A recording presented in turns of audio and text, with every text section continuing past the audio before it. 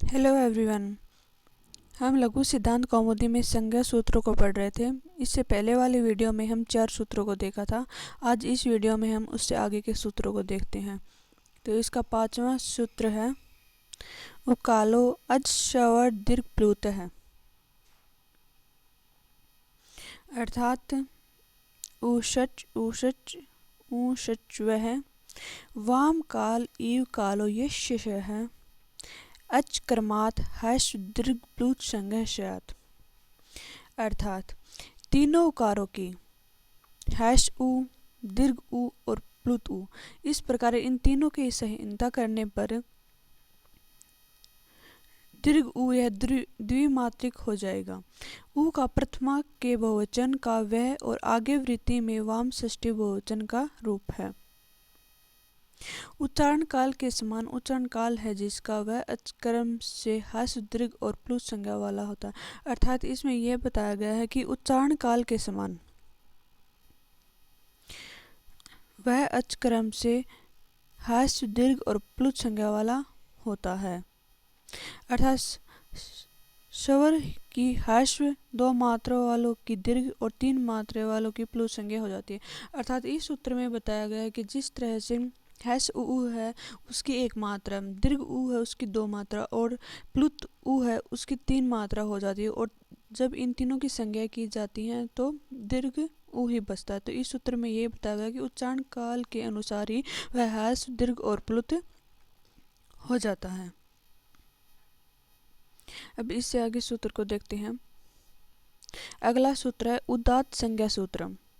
ये है उच्चेरुदात्त है। इसके अंतर्गत उदात्त स्वरों को बताया गया है। इसमें बताया कि उच्चेरुदात्त है, अर्थात तबलादिषु संभागेषु स्थानेषु ऊर्ध्वभागे निष्पन्नो अच उदात्त संज्ञा स्यात्।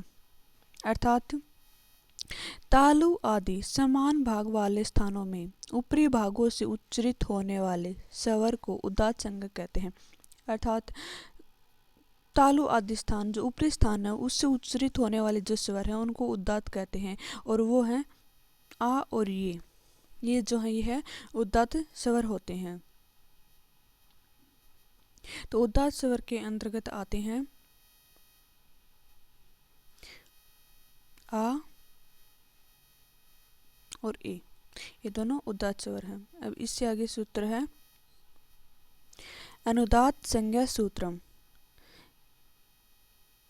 अनुदात्त संज्ञा सूत्र में निचेरुदात्त है, अर्थात जैसे उदात्त के अंतर्गत आता था जिस स्थान ऊपर के भाग से जहाँ उच्चारण होता है वहाँ पर उदात्त होता है, और अनुदात्त में होता है निचेरुदात्त है, अर्थात नीचे के भाग से जहाँ उच्चारण होता है जिन शब्दों का उच्चारण होता है वे निचेरुदात्त होते हैं। देखिए तलवादिषु संभागेषु स्थानेषु अधोभागे निष्पन्नो अच अनुदात्तः स्यात्। अर्थात तालु आदि समान भाग वाले स्थानों में नीचे के भागों से उच्चरित होने वाला स्वर वर्ण अनुदात्त संज्ञक हो। अर्थात जहाँ पर तालु आदि स्थानों के ऊपरी भाग से जिन शब्दों का उच्चारण होता है वो तो उदात्त हो गए, और तालु आदि समान भाग वाले नीचे के स्थान से जिन शब्दों का उच्चारण होता है वे अनुदात्त हो गए। अब इससे अगले सूत्र को देखते हैं। अगला है स्वरित संज्ञा सूत्रम। ये है समाहार स्वरित है, अर्थात इस सूत्र का अर्थ है कि उदात्त और अनुदात्त दोनों को मिलाकर जो स्वर होते हैं उनको स्वरित कहते हैं। इसीलिए यहाँ पर कहा भी कहा है समाहार है। समाहार मतलब कि दोनों का मेल स्वरित है। उदात्त व अनुदात्त्वे वर्ण धर्मो समाह्रियेते यस्मिन् शो अच स्वरित संज्ञा स्यात्। अर्थात उदात्तव और अनुदात्तव दोनों धर्मों का मेल जिस वर्ण में हो वह स्वरित होता है। अर्थात तालु आदि स्थानों के मध्य भाग से जिस अच का उच्चारण होता है उसे स्वरित कहते हैं। जैसे कि उदात्त का उच्चारण होता है तालु के ऊपरी भाग से और अनुदात्त का होता है तालु के निचले भाग से, तो बीच का मध्य का जो स्थान है उससे जिस स्वर का उच्चारण होता है उसे स्वरित स्वर कहते हैं। अब इसमें अनुनासिक के बारे में भी बताया गया है। से नव विधो अपि प्रत्येकम अनुनासिक अनुनासिकत्वाभ्याम द्विधा। अर्थात वह अच 9 प्रकार का प्रत्येक अनुनासिक और अनुनासिक भेद से 2-2 प्रकार का होता है। अर्थात 9 प्रकार के जो स्वर हैं वो सभी अनुनासिक और अनुनासिक दोनों प्रकार से होकर उनके 2-2 भेद हो गए, तो वो कुल मिलाकर 18 हो गए। जैसे कि ए भी 18, ई भी 18, ऐसे। अभी इनको हम आगे देखेंगे। अगला सूत्र है अनुनासिक संज्ञा सूत्रम।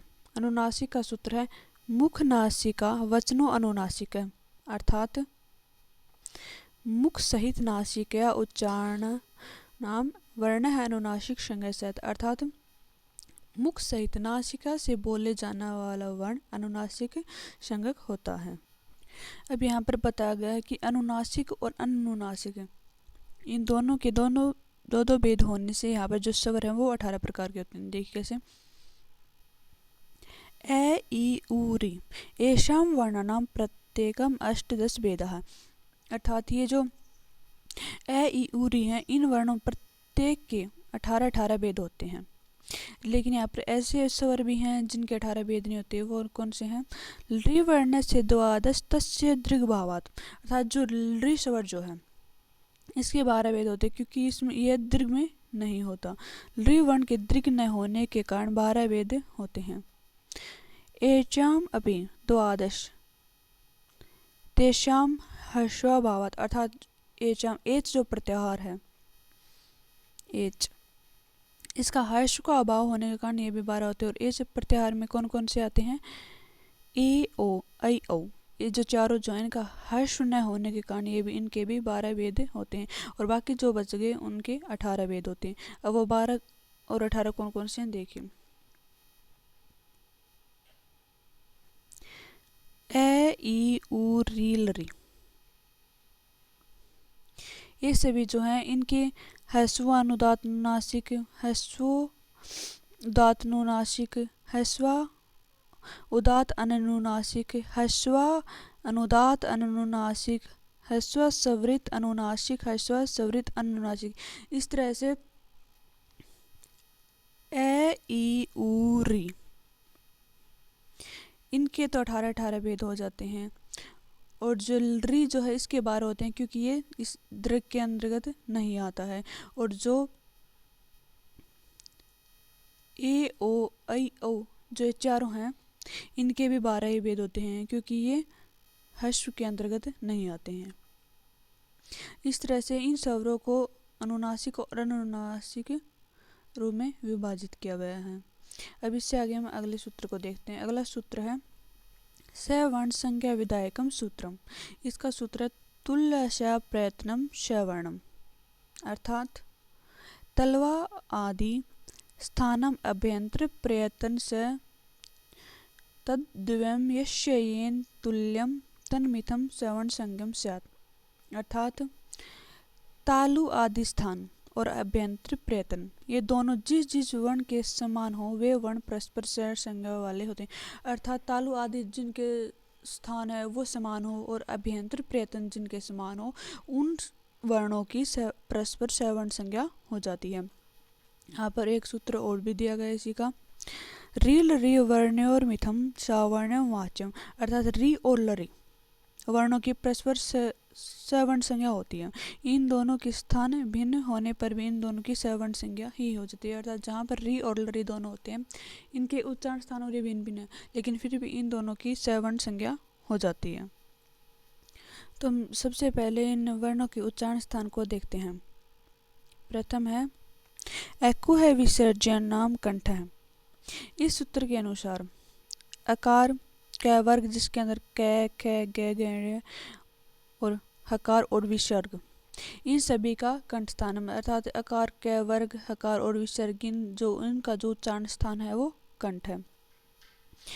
दूसरा है इचयु शानाम तालु है, अर्थात इकार च वर्ग ये और श इन सभी का उच्चारण स्थान तालु है।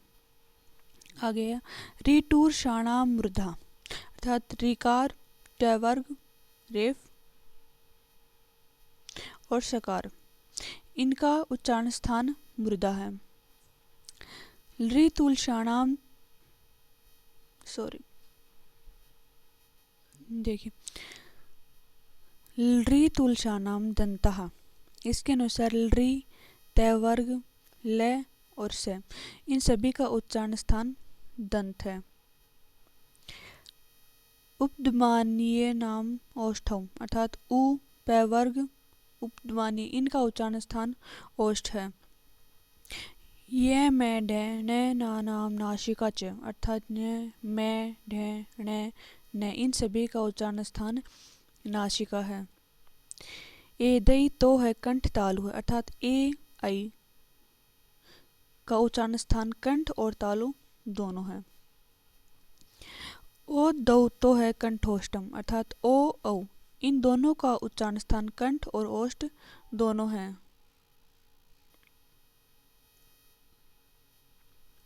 वकारस्य दंतोष्टम, और व का उच्चारण स्थान दंत और ओष्ठ दोनों है। जीवामूल्यस्य जीवामूलम, जीवामूल्य का उच्चारण स्थान जीवामूलम स्थानीय है। नासिका अनुस्वारस्य, अनुस्वार का उच्चारण स्थान नासिका है। अब इसमें हम यतन निरूपणम देखेंगे। यतन दो तरह के होते हैं, अभ्यंतरो बाह्य। एक होता है अभ्यंतर और दूसरा होता है कि बाह्य। यतन दो प्रकार का, अभ्यंतर और बाह्य दोनों तरह का होता है। तत्र अद स चतुर्दः स्पृष्टे, स्पृष्ट विवृतम स्फृत भेदात्, तत्र स्पृष्टं प्रयत्नं विवृतं स्पर्शानाम, ईषत् स्पृष्ट स्थानाम, ईषद् विवृत मूषणानाम, शौराणाम, ह्रस्व वर्णस्य प्रयोगे संवृतम। यहाँ पर इन अभ्यंतर और बाह्य प्रयत्नों को विभाजित किया गया। तो सबसे पहले अभ्यंतर प्रयत्न के बारे में बताया गया कि ये जो अभ्यंतर प्रयत्न है ये 5 प्रकार का आता है, और वह 5 प्रकार का कौन कौन सा है? स्पृष्ट, ईषत् स्पृष्ट, ईषत् विवृत, विवृत और संवृत। स्पृष्ट वर्णों का स्पृष्ट प्रयत्न, अर्थात यहाँ पर जो अभ्यंतर प्रयत्न है यह 5 तरह का होता है, और वही 5 तरह का होता है स्पृष्ट, ईषत् स्पृष्ट, ईषत् विवृत, विवृत और संवृत। ये अब यहाँ पर इन अभ्यंतर प्रयत्नों को जो 5 तरह के हैं इनके अंतर्गत इन वर्णों को विभाजित किया गया है। देखिए, पहले आता है स्पृष्टम, इसके अंतर्गत संपूर्ण क वर्ग, संपूर्ण क वर्ग, च वर्ग, ट वर्ग, त वर्ग और प वर्ग आता है। और ईषत् स्पृष्ट उसके अंतर्गत अंतस्थ वर्ण ये रलय आते हैं, और विवृत के अंतर्गत सभी स्वर आते हैं, और ईषत् विवृत के अंतर्गत स, श, श और है आते हैं, और संवृत के अंतर्गत केवल ह्रस्व ए का ही प्रयोग किया जाता है। जो वर्ण के मुख से बाहर आने से पहले मुख के भीतर होता है उसको अभ्यंतर प्रयत्न कहते हैं। इसका अनुभव केवल उच्चारण करने वाला ही कर सकता है, अर्थात इसके अंतर्गत बताया गया कि अभ्यंतर प्रयत्न वो होता है जो मुख के अंतर्गत हो, अर्थात वो मुख से बाहर ना आए, मुख के अंदर ही हो, उसको अभ्यंतर प्रयत्न करते हैं, और इसका केवल बोलने वाले को ही पता होता है। अब बाह्य प्रयत्न को देखते हैं। विवारः संवारः श्वासो नादो घोषो अघोषो अल्पप्राणो महाप्राण उदात्तो अनुदात सवृत् सचेति खरो विवारः श्वासः अघोषः सच हसः संवार नादा घोषः सच वर्णानां प्रथम तृतीय पंचमा यंश चाल प्राणः वर्णानां द्वितीय चतुर्थो सलसच महाप्राण। अर्थात जो ये बाह्य प्रयत्न है ये 11 प्रकार का होता है।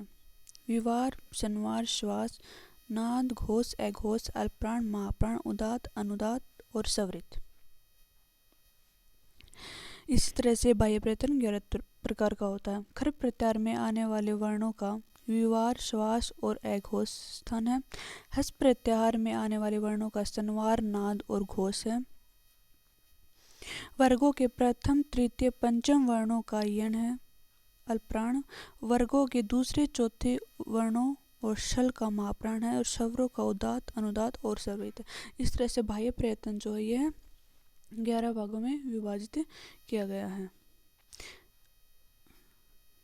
यतन मुख से वर्ग निकलते समय होता है, उससे बाह्य प्रयत्न कहते हैं। अर्थात अभ्यंतर तो हो गया जो मुख के अंतर्गत अंदर ही हो, और बाह्य प्रयत्न होता है जो मुख से बाहर निकला हो। इसको बोलने वाले को और सुनने वाले को दोनों को पता चलता है, और जो अभ्यंतर प्रयत्न हो उसका केवल बोलने वाले को ही पता चलता है।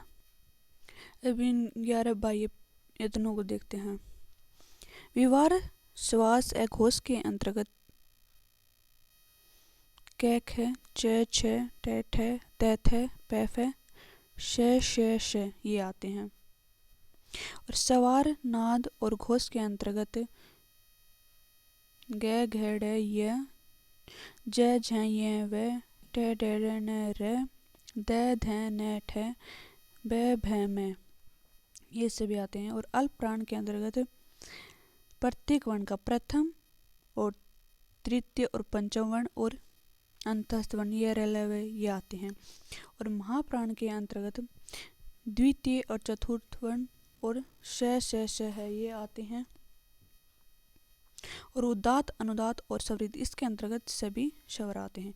इस तरह से इन 11 का सभी वर्णों का इन 11 बाह्य यत्नों में विभाजन किया गया है। अब इससे आगे के सूत्रों को हम इससे अगले वीडियो में पढ़ेंगे। अगर आपको ये वीडियो पसंद आया हो तो लाइक एंड सब्सक्राइब करना न भूलें। Thank you.